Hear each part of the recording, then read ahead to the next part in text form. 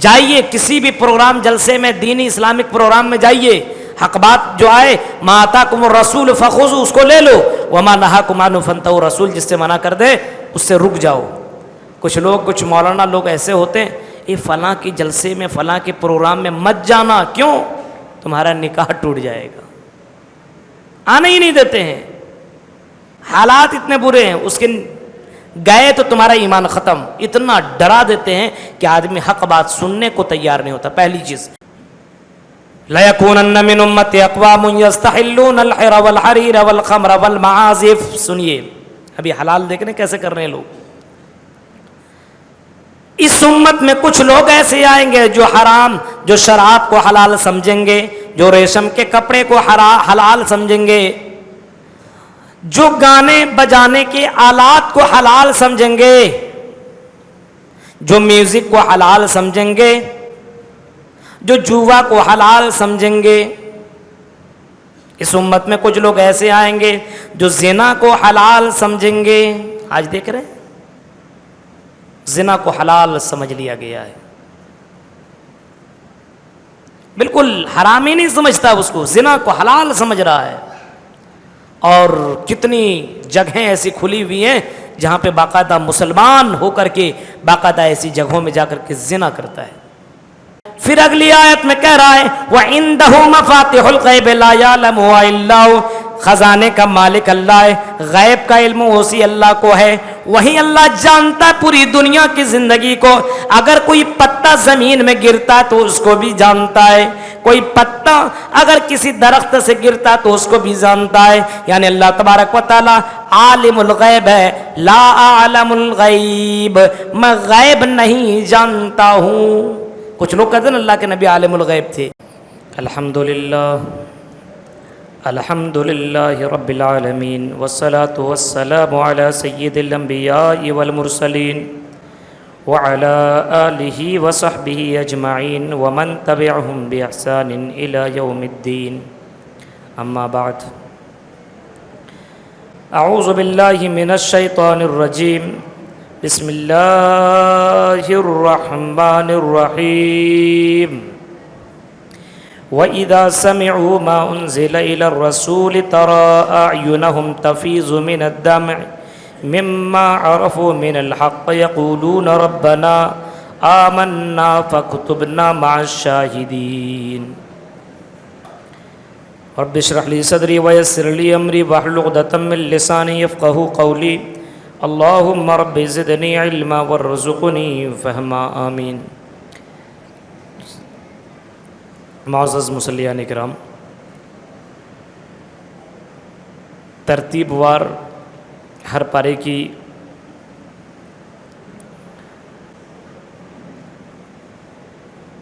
خاص خاص آیتوں کی تفسیر آپ کے سامنے رکھی جا رہی ہے۔ 7واں پارہ، اس کے اندر بھی بہت سی باتیں مومنوں سے ریلیٹڈ ہے کہ مومن کون ہے،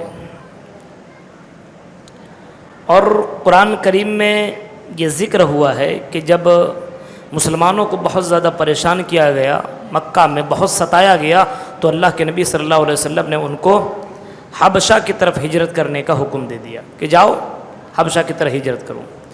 جب اللہ کے نبی صلی اللہ علیہ وسلم کی کچھ صحابہ کرام حبشہ کی طرف گئے تو مکہ والوں کو چین نہیں آیا کہ یہاں سے حبشہ کی طرف گئے، اور بہت سا تحفہ لے کر کے گئے، بادشاہ کو دیا، کہا کہ جو مکہ سے بھاگ کر کے آئے ہیں محمد کے ساتھی، اس کو ہمارے حوالے کر دو، یہ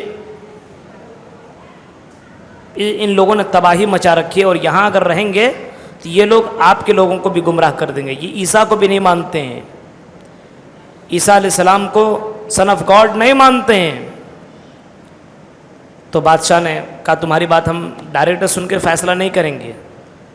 نجاشی بادشاہ جو تھا اس نے کہا کہ ہم تمہاری بات سن کر کے فیصلہ نہیں کریں گے، بلکہ ان کی بات بھی ہم سنیں گے۔ دربار میں بلایا گیا سارے لوگوں کو، اور اس کے بعد کہا کہ تمہارے تعلق سے ایسی ایسی باتیں سننے کو آئی ہے، تمہارا کیا کہنا ہے؟ اللہ کے نبی صلی اللہ علیہ وسلم کے ساتھیوں نے حضرت جعفر طیار کو کہا کہ آپ ہی کھڑے ہو کر کے بتائیے. تو حضرت جعفر طیار نے کچھ بھی کہا نہیں بلکہ سورہ مریم کی آیتوں کی تلاوت کرنا شروع کر دیا. کاف ہا یا عین صاد ذکر رحمت ربک عبدہ زکریا اذ نادى ربہ نداء خفیا. اور اس سورے کے اندر حضرت عیسیٰ علیہ الصلوۃ والسلام کی پیدائش سے لے کر کے نبوت تک اور حضرت مریم کا پورا واقعہ بیان کیا گیا ہے. جیسے جیسے حضرت جعفر طیار قرآن کی آیتیں پڑھ رہے ہیں ویسے ویسے نجاشی بادشاہ کی آنکھوں سے آنسو گرنا شروع ہو گئے. وہاں کا جو بادشاہ کے علاوہ جو علماء تھے، قسیسین تھے، رہبانیین تھے، بڑے بڑے علماء تھے، بڑے بڑے عابد گزار تھے، ان کی آنکھوں سے بھی آنسو گرنا شروع ہو گیا. اور وہی کام وَإِذَا سَمِعُوا مَا أُنزِلَ إِلَى الرَّسُولِ تَرَىٰ أَعْيُنَهُمْ تَفِيضُ مِنَ الدَّمْعِ مِمَّا عَرَفُوا مِنَ الْحَقِّ يَقُولُونَ رَبَّنَا آمَنَّا. سب نے چیخ کر کے کہا کہ بس کرو بس کرو، ہم نے ایمان لے آیا اسی رب کے اوپر، ہم بھی اسی اللہ کی گواہی دے رہے ہیں. واقعی حضرت عیسیٰ علیہ الصلوۃ والسلام کی سچائی یہی ہے. قرآن کی آیتیں سنتے تھے تو آنکھوں سے آنسو گرنا شروع، ایمان لے آیا کرتے تھے. پہلی بات سنیں تب نا. حق بات قبول کرنے کی راہ میں 4 رکاوٹیں. حق بات آدمی کیوں نہیں قبول کرتا؟ پہلی بات، آدمی سننا نہیں چاہتا ہے. بہت سے لوگ ہیں جو سننا نہیں چاہ رہے ہیں. جیسے قرآن آپ نے پڑھ لیا، تلاوت سن لیا، کیا سمجھا؟ جب تک آپ قرآن کے مفہوم کو نہیں سمجھیے گا تب تک قرآن کیا سمجھیے گا؟ قرآن کی تلاوت سن لیا، آپ کو ثواب مل گیا، لیکن اس کو سمجھنا بھی ضروری ہے. سنیں گے ہی نہیں. اور کچھ لوگ ایسے ہیں جو کہتے ہیں قرآن کریم کو سیکھنے کے لیے 14 علوم کی ضرورت ہے، نہیں سمجھ سکتے وہ قرآن. حالانکہ دنیا کے اندر جتنی بھی کتابیں ہیں ان کتابوں میں سب سے آسان کتاب اگر کوئی کتاب ہے تو وہ قرآن ہے. وَلَقَدْ يَسَّرْنَا الْقُرْآنَ لِلذِّكْرِ فَهَلْ مِن مُدَّكِرٍ ہے نا قرآن کی آیت. سورہ قمر کے اندر 4 جگہوں پہ یہ آیت موجود ہے کہ ہم نے قرآن کو بالکل آسان بنایا ہے. کتنا آسان؟ ایک چھوٹا سا بچہ بھی حفظ کر لیتا ہے. کتنا آسان. آپ دوسری صورتیں یا دوسری چیزیں یاد کیجئے، یاد نہیں رہتا ہے. انگلش کے کچھ ورڈ یاد کیجئے، نہیں رہتا ہے. اب ایک چھوٹا بچہ کو اٹھاؤ آیت الکرسی پڑھ کے سناؤ، سنا دے گا. ایک بچہ کو بولو سورہ بقرہ سناؤ، سنا دے گا. فلاں سورت سناؤ، سنا دے گا. اتنا آسان ہے کہ حفظ کرنا بھی آسان اور اس قرآن کو سمجھنا بھی آسان ہے. چند آیتیں لوگوں نے سنا، قرآن کی آیتیں سن کر کے ایمان لے آیا. حضرت عمر فاروق کو دیکھو قتل کرنے کے لیے گئے تھے. اللہ کے نبی کا سر قلم جدا کرنے کے لیے گئے تھے کہ اللہ کے نبی کا سر جدا کر دیں ان کے جسم سے، ان کے بدن سے. لیکن قرآن کی چند آیتیں سن لیا. اتنا آسان ہے اور دلوں کو اترنے والا ہے کہ قرآن کی آیتوں کو سنا، فوراً کا اس نبی کے پاس لے کر کے چلو، ہم بھی ذرا اس نبی کا چہرہ دیکھیں اور ہم بھی اسی کتاب کے اوپر ایمان لے آئے جس کتاب کے اندر کوئی جھوٹی بات نہیں ہے. وَإِذَا سَمِعُوا مَا أُنزِلَ إِلَى الرَّسُولِ جب نجاشی بادشاہ نے سنا ایمان لے آیا، بھگا دیا مکہ والوں کو بھگ. اور یہی وہ نجاشی بادشاہ ہیں جب ان کا انتقال ہوا تو اللہ کے نبی صلی اللہ علیہ وسلم نے ان کی غائبانہ جنازے کی نماز پڑھی ہے. غائبانہ، آپ نے غائبانہ حبشہ میں ان کا انتقال ہوا اور اللہ کے نبی صلی اللہ علیہ وسلم نے ان کی جنازے کی نماز آپ نے مدینہ میں پڑھی کہ انہوں نے ایمان لایا، ان کی جنازے کی نماز پڑھ لو. تو حق کی راہ میں کتنے رکاوٹیں؟ 4. ایک، آدمی سنے ہی نہیں. تو سب سے پہلی بات یہ کہ سننا چاہیے. ہم نہیں منع کرتے کہ فلاں فلاں جگہ پہ مت سننے کے لیے جاؤ، جائیے کسی بھی پروگرام جلسے میں، دینی اسلامک پروگرام میں جائیے. حق بات جو آئے، ما آتاکم الرسول فخذوا اس کو لے لو، وما نہاکم عنہ فانتہوا رسول جس سے منع کر دے اس سے رک جاؤ. کچھ مولانا لوگ ایسے ہوتے ہیں، یہ فلاں کی جلسے میں، فلاں کے پروگرام میں مت جانا. کیوں؟ تمہارا نکاح ٹوٹ جائے گا. آنے ہی نہیں دیتے ہیں. حالات اتنے برے ہیں. اس کے گئے تو تمہارا ایمان ختم. اتنا ڈرا دیتے ہیں کہ آدمی حق بات سننے کو تیار نہیں ہوتا. پہلی چیز. دوسری, حق بات کو ایکسپٹ کرنے میں جو رکاوٹ ہے وہ دوسری چیز کیا ہے؟ تکبر, گھمنڈ. ارے کیا قرآن میں سنا رہے ہم کو جی, ہم کو کیا ضرورت ہے سب سننے کے؟ تکبر, گھمنڈ. تکبر کی بنا پہ آدمی نہیں مانتا ہے, ایکسپٹ نہیں کرتا ہے. اور تیسری چیز جہالت. جاہل آدمی, پڑھا لکھا نہیں ہے, سمجھ نہیں آ رہا. جہالت حق بات کو قبول کرنے کے لیے رکاوٹ بن جاتی. اس وجہ سے پڑھنا ضروری ہے, علم حاصل کرنا ضروری ہے. انما یخشی اللہ من عبادہ العلماء, جو اللہ کو جانتے ہیں وہ اللہ سے زیادہ ڈرتے ہیں. جو اللہ کو جانتے ہیں, مان لیجئے ایک مثال کے طور پر آپ سمجھیے, ایک لڑکا ایک آدمی کے ساتھ سفر کر رہا ہے, رکشے میں سفر کر رہا ہے, اور جو لڑکا یہ بڑا بدماش قسم کا لڑکا ہے, گانا گا رہا ہے, یہ کر رہا وہ کر رہا ہے, اور سامنے بیٹھا ہوا ایک آدمی ہے, اس کو ایسے ایسے ٹہنی سے مار بھی رہا ہے, پریشان بھی کر رہا ہے. وہ کہہ رہے آرام سے بیٹھو بابو, آرام سے بیٹھو.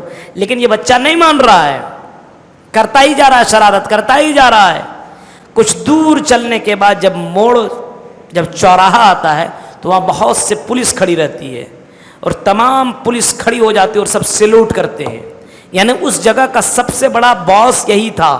یہ سمجھ لیجئے یہ ایس پی بن کر کے وہاں گیا ہوا تھا. جب لڑکا کو پتا چلا یہ سب کا سردار ہے, ایس پی ہے, اب بتائیے اس لڑکے کی حالت کیا ہوئی ہوگی.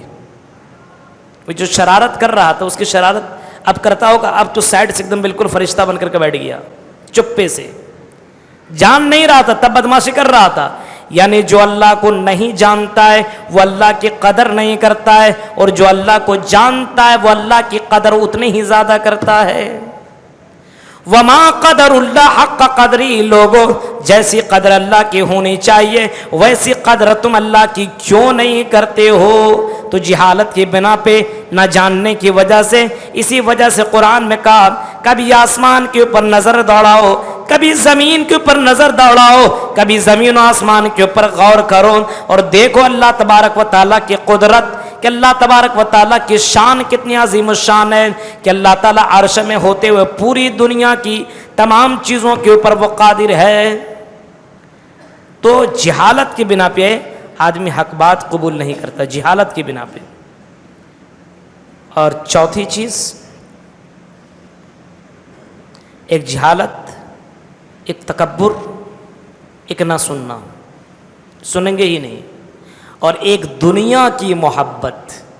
اتنی زیادہ دنیا سے محبت ہو جاتی ہے کہ اس کو دین اور سچ بات کوئی اہمیت اس کی نظر میں نہیں رہتا ہے. دنیا سے بہت زیادہ لوگوں کو محبت ہو گئی ہے. اللہ کے نبی صلی اللہ علیہ وسلم نے فرمایا ایک دور ایسا آئے گا کہ آدمی حب الدنیا و کراہیت الموت, دنیا سے اتنی محبت کریں گے اور موت سے نفرت کرنے لگیں گے, موت سے نفرت. حالانکہ موت کو بھولنا نہیں چاہیے, ایک مومن کو کبھی بھی موت کو نہیں بھولنا چاہیے. ابھی ہمارے حافظ صاحب ہر نماز میں اعلان کر رہے ہیں کہ ہمارے حافظ عدل صاحب کا ان کی بڑی طبیعت خراب چل رہی ہے. موت حالانکہ جوان ہے, 40-45 سال بتا رہے ہیں. اب بتائیے, نہیں بھولنا چاہیے اپنے اس موت کو, دنیا میں اتنا ڈوبنا ہی نہیں چاہیے, اتنی محبت میں گرفتار ہی نہیں ہونا چاہیے کہ آدمی اصل زندگی کو ہی بھول جائے. اور جب آدمی دنیا کی محبت میں گرفتار ہو جاتا ہے تو پھر وہ سچائی کو ایکسیپٹ نہیں کرتا, حق بات کو وہ قبول نہیں کرتا ہے.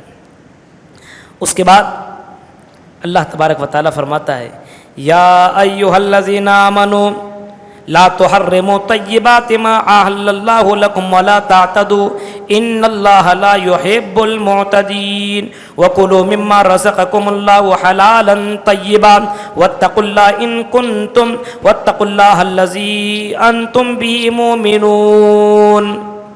ایمان والو, جس کو اللہ تعالیٰ نے حرام کیا اس کو تم حرام سمجھو, جو حلال ہے اس کو حلال سمجھو, حلال کو تم حرام نہ کرو اور حرام کو حلال نہ کرو, حلال کو حرام نہ کرو اور حرام کو حلال نہ کرو. بہت سے لوگ ہوتے ہیں نا حلال چیزوں کو حرام کر لیتے ہیں. نبی کے زمانے میں کچھ صحابہ تھے, انہوں نے کہا کہ گوشت وغیرہ نہیں کھائیں گے. کیوں؟ اس کی وجہ سے شہوت زیادہ بڑھتی ہے اور عبادت کم ہو پاتی ہے, اس وجہ سے گوشت وغیرہ نہیں کھائیں گے, حرام کر لیں گے. کہا کہ نہیں، لا تحرموا طیبات ما حل اللہ لکم، جو اللہ نے حلال کیا اس کو حرام مت سمجھو، اور جو حرام ہے اس کو حلال مت کرو۔ لَيَكُونَنَّ مِنْ أُمَّتِي أَقْوَامٌ يَسْتَحِلُّونَ الْحِرَ وَالْحَرِيرَ وَالْخَمْرَ وَالْمَعَازِفَ۔ سنیے ابھی حلال دیکھ رہے ہیں کیسے کر رہے ہیں لوگ۔ اس امت میں کچھ لوگ ایسے آئیں گے جو حرام، جو شراب کو حلال سمجھیں گے، جو ریشم کے کپڑے کو حلال سمجھیں گے، جو گانے بجانے کے آلات کو حلال سمجھیں گے، جو میوزک کو حلال سمجھیں گے، جو جوا کو حلال سمجھیں گے۔ اس امت میں کچھ لوگ ایسے آئیں گے جو زنا کو حلال سمجھیں گے۔ آج دیکھ رہے ہیں زنا کو حلال سمجھ لیا گیا ہے، بالکل حرام ہی نہیں سمجھتا اس کو، زنا کو حلال سمجھ رہا ہے۔ اور کتنی جگہیں ایسی کھلی ہوئی ہیں جہاں پہ باقاعدہ مسلمان ہو کر کے باقاعدہ ایسی جگہوں میں جا کر کے زنا کرتا ہے، کر رہا ہے۔ اور موبائل پہ گانے فلمیں دیکھنا یہ تو حلال ہی سمجھ لیا گیا ہے۔ شراب پیئیں گے، شراب کہاں، ارے ٹھنڈا پی رہا ہوں، تھوڑی بولتا ہے شراب پی رہا ہوں۔ شراب اتنی زیادہ پی جا رہی ہے، لوگ اتنے زیادہ شراب پی رہے ہیں۔ آپ دوسرے علاقوں میں جائیے، شراب جس کو اللہ تعالیٰ نے حرام قرار دیا ہے، انما الخمر والمیسر والانصاب والازلام رجز من عمل الشیطان، اے لوگو یہ شراب تمہارے لیے حرام ہے، حرام۔ والخمر شراب حرام ہے، والمیسر جوا حرام ہے، والانصاب والازلام، اور فال نکالنا یہ بھی تمہارے لیے حرام ہے۔ فال جانتے ہیں، پہلے کے لوگ خانہ کعبہ کے اندر بہت بڑا بت تھا، اس کے اندر تیر رکھا رہتا تھا، اور تیر میں لکھا رہتا تھا تفعل افعل لا تفعل، اور ایک میں کچھ بھی نہیں لکھا رہتا تھا۔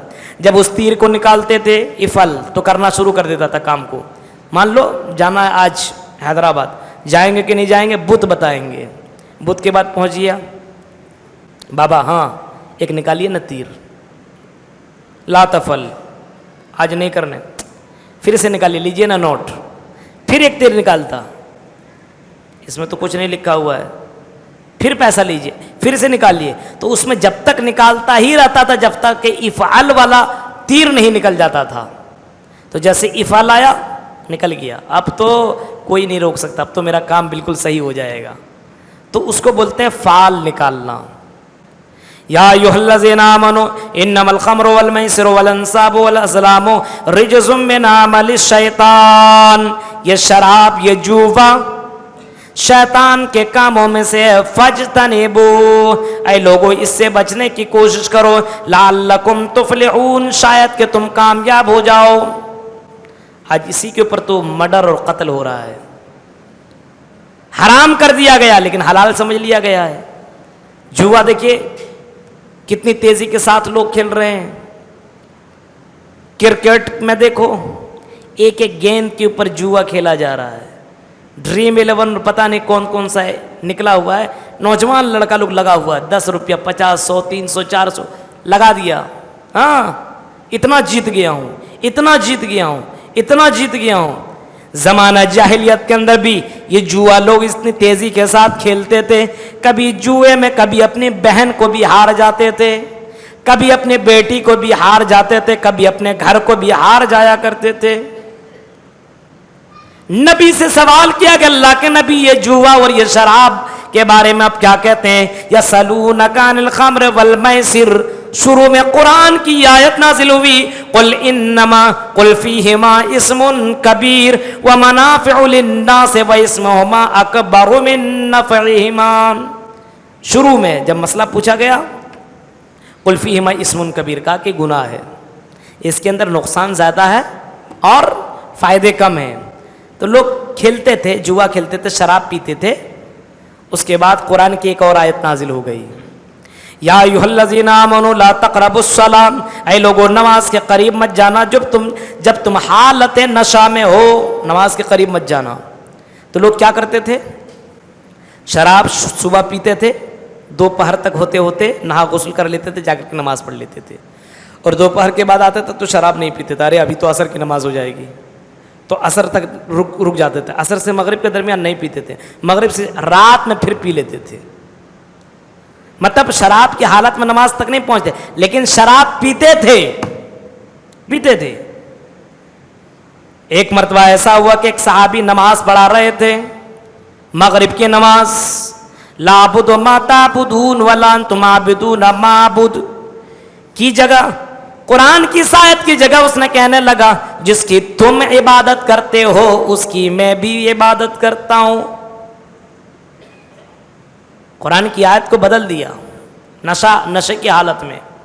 तब कुरान की ये आखिरी आयत नाजिल हुए, या अय्युहल्लज़ीना आमनू इन्नमल खमरु वल मैसिरु वल अंसाबु वल अज़लामु रिजसुम मिन अमलिश शैतान। अब हराम कर दिया गया, अब तुम शराब नहीं पी सकते हो, जुआ नहीं खेल सकते हो। ला तुहर्रिमु तय्यिबाति मा हलल्लाहु लकुम, जिसको हलाल अल्लाह ने किया उसको हलाल समझो, जिसको हराम कर दिया उसको तुम हराम समझो। आज हलाल और हराम की तमीज हमारे यहाँ नहीं है, इस वजह से हमारी दुआएं एक्सेप्ट नहीं हो रही है, हमारी दुआएं कबूल नहीं हो रही है। जैसे आए माल आना चाहिए, दौलत आनी चाहिए, पैसा आना चाहिए, आज हमारी समाज के लोग इस हलाल और हराम की तमीज नहीं कर रहे हैं। पहले के सहाबा वो थे, हजरत अबू बकर सिद्दीक को देखो, एक उनका गुलाम था, नौकर था, रोजाना कहीं ना कहीं जाया करता था और अपने मालिक के लिए कुछ ला करके दे दिया करता था। हजरत अबू बकर उस चीज को खा लेते थे, खाने से पहले पूछ लिया करते थे, और मेरे गुलाम ये बता ये हलाल का है कि हराम का है। अगर गुलाम कहता था कि हलाल का है तो खा लेते थे, और कहता था हराम का है तो नहीं खाया करते थे। एक दिन ऐसा हुआ वो गुलाम लेकर के आया और आने के बाद कहा लीजिए आका इसको खा लीजिए। हजरत अबू बकर ने सोचा रोजाना तो ये हलाल का लेकर के आता है, आज खा लेता हूं। खा लिया, आज कहता गुलाम आज आका आज आपने पूछा नहीं हलाल का है कि हराम का है। कहा कि क्यों पूछो, तुम तो रोजाना हलाल का खिलाते हो। आज ही तो हराम था। हराम था कैसे?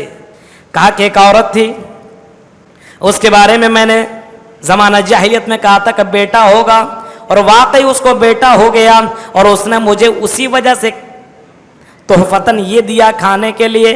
हजरत अबू बकर ने कहा अफसोस तुमने मुझे हराम माल खिला दिया है। अपनी उंगली को मुंह में डाला, अंदर किया, कई करना शुरू किया, और उतने देर तक उल्टी करता रहा, कई करता रहा, जब तक कि वो हराम माल उसके जिस्म से, उसके पेट से बाहर नहीं निकल गया।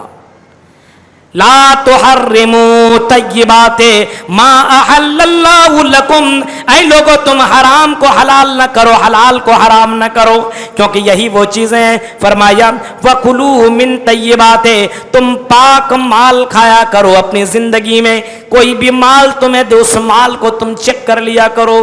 आज हमारे यहाँ हलाल और हराम की तमीज नहीं है।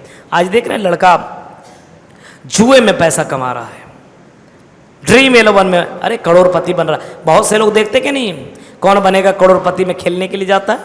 इंदौर का एक लड़का गया था ना, कौन बनेगा करोड़पति में जाकर के पैसा लगाया और खेल रहा था कि करोड़पति बन जाऊंगा।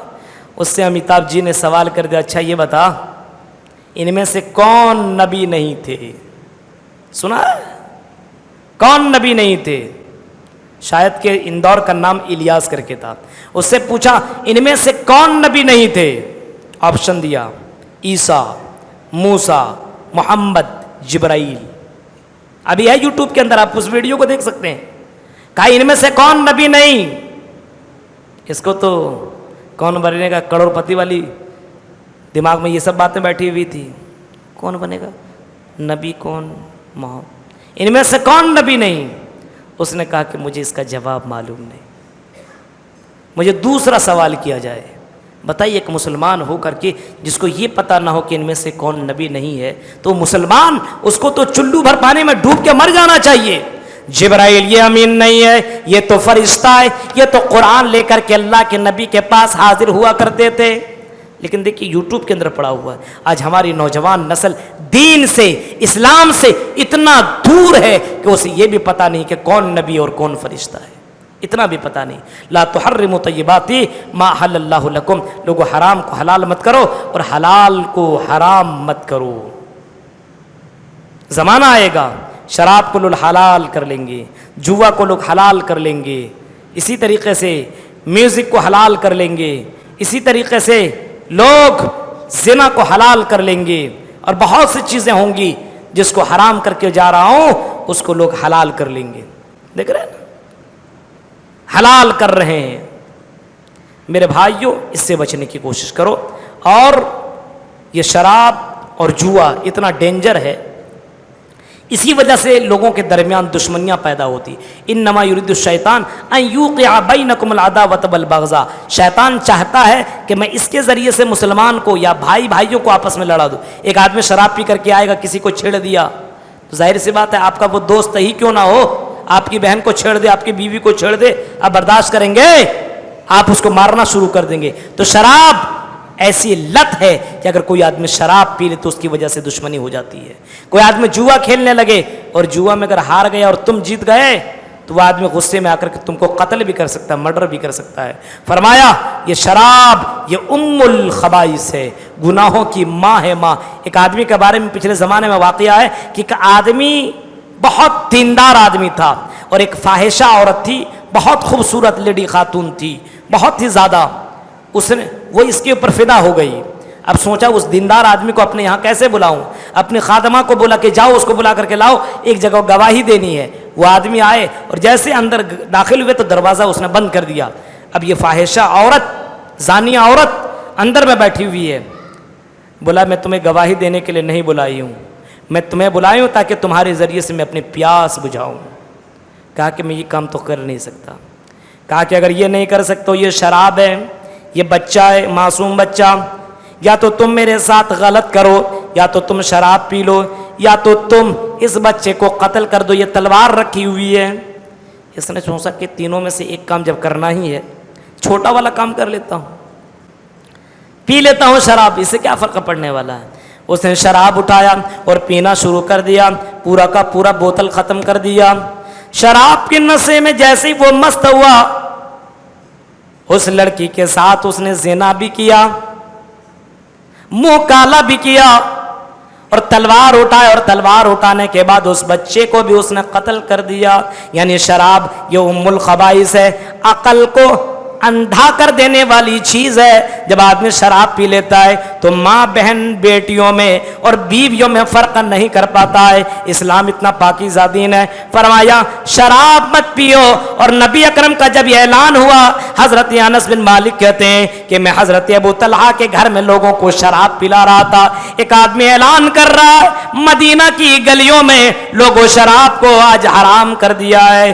کچھ لوگ شراب کی بوتل کو اپنے منہ میں لے جانے والے تھے. نبی کا یہ آرڈر سنا، شراب کو یہ نہیں سوچا چلو آج کے بعد نہیں پیوں گا، ابھی میں شراب کی بوتل کو پی لیتا ہوں. نبی کا حکم آیا، فوراً شراب کی بوتل کو پھینک دیا. اور حضرت انس بن مالک کہتے ہیں ابو طلحہ نے مجھے پورا کا پورا شراب دیا اور کہا کہ مدینہ کی گلیوں میں بہا دو. جب میں باہر نکلا اور مدینہ کی گلیوں میں شراب بہانے لگا، کیا دیکھتا ہوں مدینہ کی گلیوں سے شراب کی نہریں بہ رہی ہیں. نبی کا آرڈر آیا، فوراً مان لیا سب نے. آج بھی تو نبی کا یہ آرڈر ہے شراب مت پیو.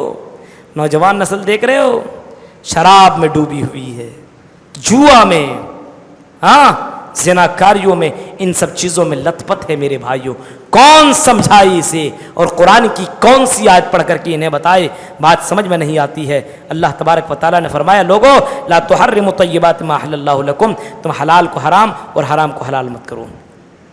اس کے بعد سوال لوگ بہت زیادہ کرتے ہیں آج کل، سوال بہت زیادہ کرتے ہیں، عمل نہیں کرنا ہے، بس پریشان کرنا ہے. ایک آیت سن لیجئے، یا ایھا الذین آمنوا، اے ایمان والو، اے ایمان والو بیجا سوال تم مت کرو. قرآن کریم کی آیت کے اوپر ذرا غور کیجئے. آج کل لوگ جو سوال کرتے ہیں، اور سوال کئی طریقے سے لوگ کرتے ہیں. ایک آدمی سوال کرنے لگا مولوی صاحب یہ بتائیے کہ ابلیس کی بیوی کا نام کیا ہے؟ اب بتائیے اس کی بیوی کا نام سے کیا مطلب ہے؟ سوال کر رہے ہیں ابلیس کی بیوی کا نام کیا ہے؟ تو ایک مولانا ایسا بھی تھا، اس نے جواب دیا کہ میں اس وقت نہیں تھا. جواب دے دیا میں نہیں تھا، قرآن و حدیث میں ہے ہی نہیں، میں اس وقت نہیں تھا. اس نے جواب دے دیا کہ میں اس وقت نہیں تھا. کوئی کہتا اچھا یہ بتائیے مولانا صاحب، حضرت زلیخا حضرت یوسف کی جس کے اوپر وہ لڑکی فدا ہوئی تھی اس کا نام زلیخا ہی تھا. ارے نام سے کیا مطلب ہے بھائی؟ آپ اس سے جو عبرت جو سبق آپ کو مل رہا ہے وہ کام کرنے کی کوشش کیجئے نا. نام سے آپ کو کیا مطلب ہے؟ لیکن نہیں، کچھ لوگ بیجا سوال کرتے ہیں. ابھی اس دور میں ابھی رمضان کے تعلق سے سوال کرنا چاہیے. کچھ لوگ حج کے بارے میں پوچھنا شروع کر دیتے ہیں، حج کے بارے میں، قربانی کے بارے میں. ابھی رمضان سے ریلیٹڈ جو سوال ہے وہ سوال کرو، لیکن رمضان سے ریلیٹڈ سوال نہیں کریں گے. وہ سوال کریں گے جو اس کے دماغ میں کبھی آیا ہوا ہوگا. چلو ہم مولانا سے سوال کر لیتے ہیں. آپ وہی سوال کریں جو سوال آپ کو واقعی اس کا جواب معلوم نہیں اس کے بارے میں. قل لا يستوي الخبيث والطيب. اس کے بعد یا ایھا الذین آمنوا لا تسألوا عن شیء تبد لكم تسؤکم وان تسألوا عنه حين ينزل القرآن تبد لكم. نبی کو بھی لوگ پریشان کرتے تھے، نبی یہ بتائیے نا ان کا باپ کون ہے؟ اچھا یہ بتائیے ان کا باپ جنت میں کہ جہنم میں ہے؟ یہ سوال ایسے کرتے تھے. اللہ کے نبی یہ بتائیے نا فلاں کا یہ بیٹا کس کا ہے؟ ایسے سوال کرتے تھے. ایک دن اللہ کے نبی کو غصہ آیا اور ایک دن اللہ کے نبی منبر رسول میں کھڑے ہو کر کے کہنے لگے لوگوں آج تمہیں جو پوچھنا ہے پوچھ لو، جو بھی سوال کرنا کر لو، آج تمہارے ہر سوال کا میں جواب دوں گا، پوچھو. اللہ تعالیٰ اپنے نبی کو چاہے، جیسے آپ نے وہ منظر نہیں دیکھا بیت المقدس کا کہ اللہ کے نبی نے جب فرمایا تھا کہ میں ایک ہی رات میں بیت المقدس ہو کر کے آیا ہوں تو لوگ مان نہیں رہے تھے. تو اچھا نہیں مان رہے ہو، کیا پوچھنا ہے پوچھو. کتنی کھڑکیاں ہیں، کتنے پنکھے ہیں؟ میں اتنے دن سے یہاں پہ ہوں آپ کی اس جامع مسجد میں، آپ مجھ سے پوچھے کہ کتنی کھڑکیاں، ہم نہیں بتا سکتے. کتنے پنکھے نہیں کون پنکھا گننے کے لیے تھوڑی آیا ہوں، لیکن سوال پریشان کرنے کے لیے کیا جا رہا ہے. لیکن اللہ کے نبی صلی اللہ علیہ وسلم کی حفاظت اللہ تعالیٰ کر رہا ہے اور اللہ تعالیٰ نے بیت المقدس کو سامنے لا کر کے رکھ دیا. سوال کر رہا ہے اللہ کے نبی آنکھوں سے دیکھ کر کے گن کر کے بتا رہے ہیں. تو لوگ سوال کر رہے تھے ان کا باپ کون؟ اس کا باپ جنت میں کہ جہنم میں ہے؟ ہاں. تو ایک آدمی نے پوچھا میرا باپ جنت میں کہ جہنم میں؟ تو آپ نے فرمایا جہنم میں. مایوس ہو گیا. اللہ کے نبی نے فرمایا ادھر رہا، میرا باپ عبداللہ ہے، وہ بھی تو جہنم کے اندر ہے. گھبراؤ نہیں، جس نے اللہ اور اس کے رسول کے اوپر ایمان نہیں لایا وہ جنت میں نہیں جائے گا. سوال ایسا مت کرو. قرآن کی آیت نازل ہوئی، جب تم سوال ایسے اس طریقے سے کرتے ہو اور جب تمہیں جواب مل جائے اور تمہارے خلاف جواب مل جائے تو جواب ملنے کی وجہ سے تم کو تکلیف پہنچتی ہے. تو سوال ایسے نہیں ہونے چاہیے. سوالات برائے جانکاری ہونا چاہیے، پریشان نہیں کرنا چاہیے کسی کو. اور رمضان میں پتہ نہیں اتنا سوال دماغ میں کیوں آتا ہے. رمضان کے علاوہ سوال ہی نہیں کرتا ہے. رمضان ہی کے مہینے میں اچھی بات ہے سوال کرنا. ایک بھائی نے بڑا اچھا سوال کیا کہ سحری کے وقت جب اذان دینے لگے تو پانی پینا چاہیے کہ نہیں. اچھا سوال کیا.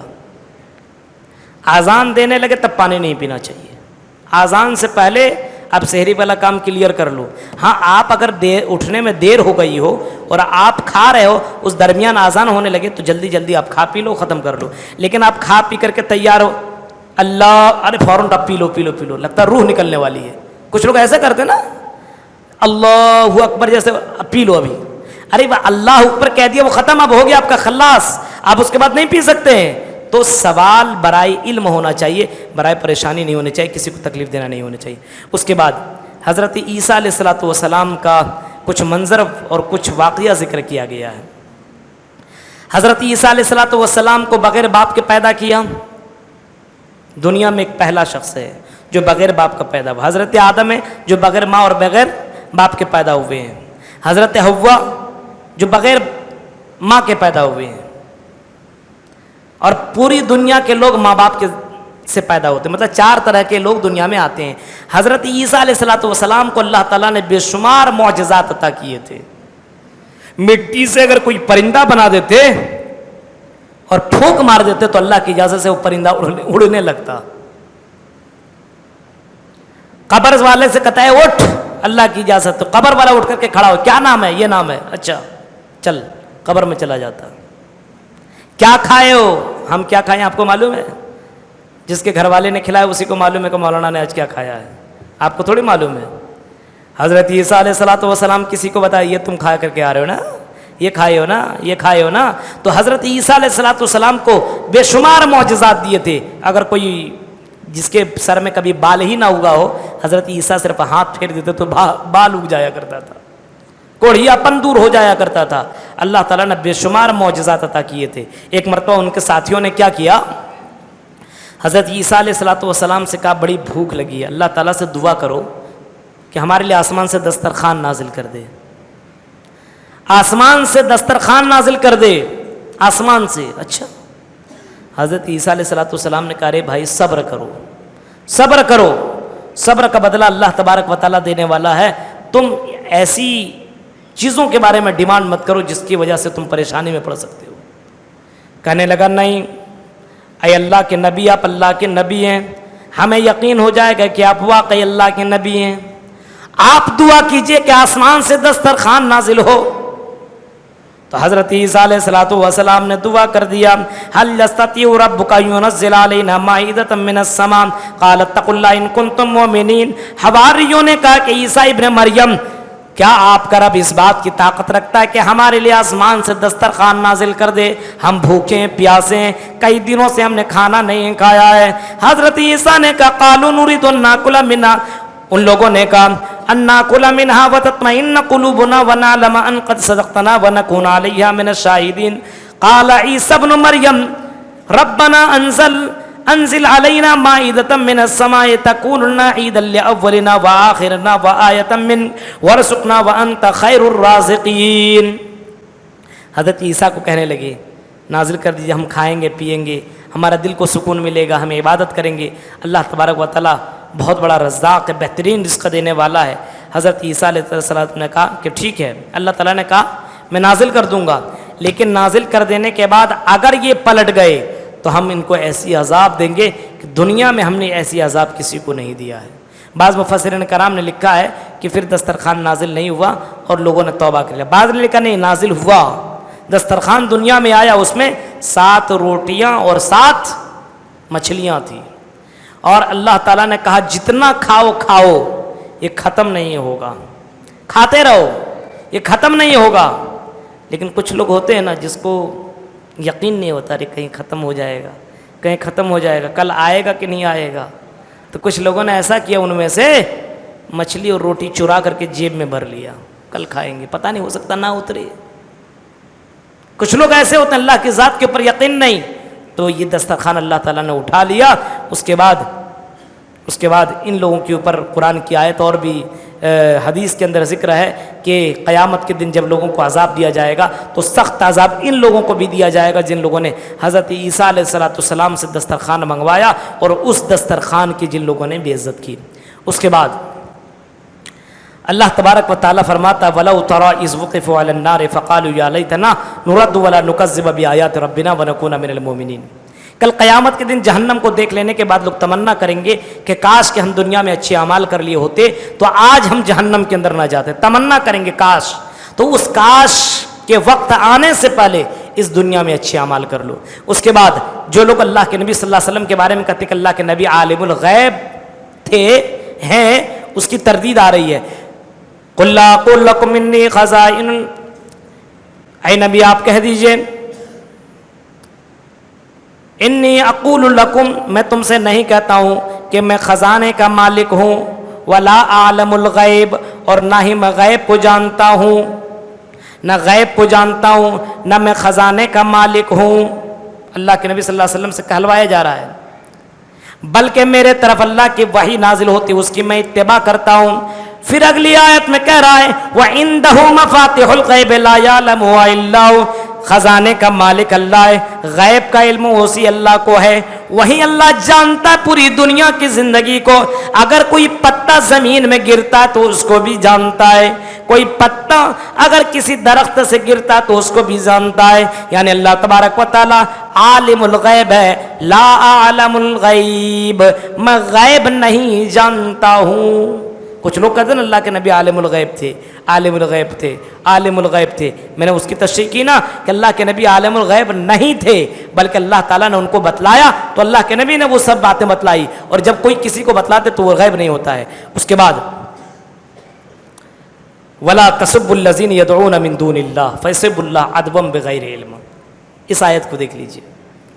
بعض لوگ ہوتے ہیں مورتیوں کو گالی بکتے ہیں، دوسروں کو گالی بکتے ہیں، دوسروں کو گالی بکتے ہیں، ان کے معبودوں کو گالی بکتے ہیں. کہا کہ نہیں، ان کے معبودوں کو گالی مت دو. کیوں؟ ایک تو وہ معبود جھوٹے معبود ہیں، اس کو تم گالی دو گے. آج کل فیس بک میں نہیں دیکھ رہے ہیں تیرا بھگوان ایسا، تیرا بھگوان ایسا، تیرا بھگوان. اب جب ادھر سے ہمارے نوجوان اس کو گالی دے رہے ہیں تو فیس بک میں چاہے واٹس ایپ پہ چاہے ٹویٹر پہ اللہ کو گالی دی جا رہی ہے، اللہ کو. وَلَا تَسُبُّوا الَّذِينَ يَدْعُونَ مِن دُونِ اللَّهِ فَيَسُبُّوا اللَّهَ عَدْوًا بِغَيْرِ عِلْمٍ. اللہ کہتا ہے میرے بندو ان کے معبودان باطل کو گالی مت دو. جب تم ان کو گالی دو گے تو وہ تمہارے معبود کو گالی دیں گے، یعنی اللہ کو گالی دیں گے، سچے معبود کو وہ گالی دیں گے. کبھی اللہ کے نبی صلی اللہ علیہ وسلم نے فرمایا تم کسی کے ماں کو، اس کے باپ کو گالی مت دو. نہیں کہا کہ تم اپنے ماں باپ کو گالی مت دو. کہا کہ اللہ کے نبی کون اپنے ماں باپ کو گالی دے گا؟ کہا کہ کون؟ تم کسی کے ماں کو بہن کو گالی دو گے تو وہ بھی تمہاری ماں اور تمہاری بہن کو گالی دیں گے. گالی دینا یہ بہت بڑا گناہ ہے.